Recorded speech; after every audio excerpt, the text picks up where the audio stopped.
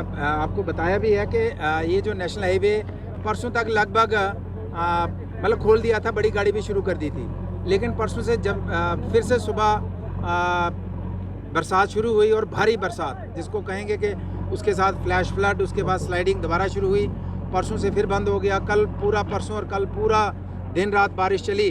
अब ये फिर से रोड हमारा रोड है ही नहीं है, पस्सी नहीं रोड में आई है, रोड ही चला गया है, पहाड़ चल रहा है और 3-4 जगह से रोड दिखता ही नहीं है। रोड के आपको जो है ब्लैक टॉप लुक जो है वो आपको 300-500 मीटर नीचे मिलेगी, तो है ही नहीं। अब दिक्कत ये है कि ये इनको खोलने में कोई दिक्कत नहीं है, काम चल रहा है, लेकिन सिचुएशन है कि अगर मशीन आगे डालेंगे तो हो सकता है मशीन ही ज़मीन में धंस जाए।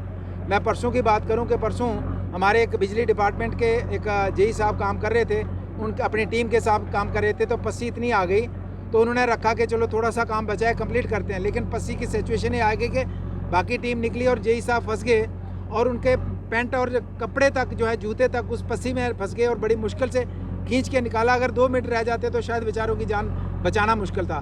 तो इसलिए मैं सभी साथियों को कहना चाहूँगा ये पस्सी बड़ी ख़तरनाक है। आप पैदल आने की जो लोकल आदमी है जो इस एरिया की टोपोग्राफी को जानता है वो क्रॉस करे तो थोड़ा बहुत उसको अंदाज़ा है, लेकिन बाहर का कोई आदमी क्रॉस करने की कोशिश करेगा तो आप पस्सी में फंस सकते हैं और जान जा सकती है। तो ऐसी कोशिश मत कीजिए। तो कल तक ये अगर बारिश नहीं हुई तो कल तक रास्ता हमारा खुल जाएगा। हम समझ सकते हैं कि आपकी दिक्कत क्या है।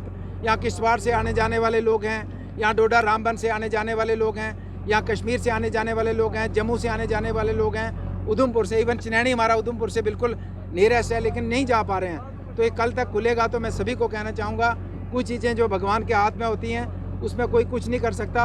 हमारा नेशनल हाईवे अथॉरिटी, हमारा गेमन कंपनी, जब बाकी प्रशासन पूरे तरीके से तत्पर है, हमारा पुलिस प्रशासन, ट्रैफिक की टीम दिन रात काम कर रही है। तो लेकिन मैंने कहा कि जो कुछ चीज़ें भगवान के हाथ में है तो उसको कुछ नहीं कर सकते। परसों हमारी एक छोटी बहन जिसका नाम निशा था, चिनैनी से रेफ़र किया, यहाँ रास्ते में पस्सी थी, बीमार थी, वो हॉस्पिटल उधमपुर को आना था, पस्सी में वेट करते करते डेथ हो गई। डेड बॉडी जब पीछे ले जाने लगे तो दूसरी पस्सी थी। पूरी रात डेड बॉडी के साथ परिवार को रहना पड़ा, नहीं निकाल सके। सुबह बड़ी मुश्किल से सारे प्रशासन ने जोर लगा के कोई तरीकाकार करके डेड बॉडी निकाल के उसके घर पहुंचाई। तो सिचुएशन ये है, तो आप समझ सकते हैं। तो प्रशासन के साथ भी हम ज़ोर ज़बरदस्ती नहीं करें कि हमें जाने दो, कोई हालात नहीं है। ये प्रशासन का भी एक मकसद है कि आपकी जान कैसे सुरक्षित हो।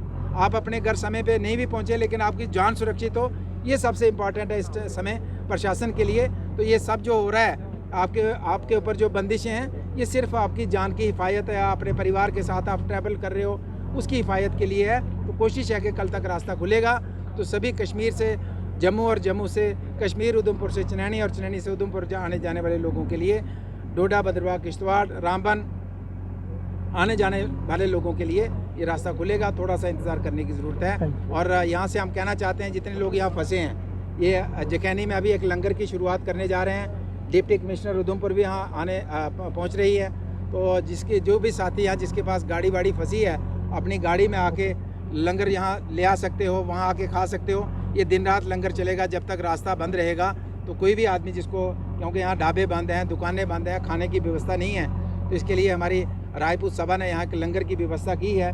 तो वहाँ पे आप लंगर का अपने पेट, मतलब जब भूख लगी है तो आप कम से कम वो लंगर व्यवस्था आपके लिए है, तो आप उसका उपयोग, उसका बेनिफिट ले सकते हो। मैं गवर्नमेंट से हूँ। रोड खोलने का काम बड़े जोर शोर से हमने लगाया हुआ है, लेकिन तब भी इतना बड़ा जो स्लाइड आया उसको क्लियर करने को कम से कम 2 दिन तो लगेगा ही। और इसलिए मैं लोगों से आग्रह करता हूँ कि उधमपुर और चिनैनी के बीच में सफ़र ना करें। यहाँ पे ये हालात ऐसा है कि पैदल चलने का भी रास्ता नहीं है। पहली प्रायोरिटी हमारी ये भी है कि पैदल चलने का कोई रास्ता अल्टरनेट ढूंढा जाए, उसके बाद 2 दिन के बाद ही रोड खुलेगा। शुक्रिया।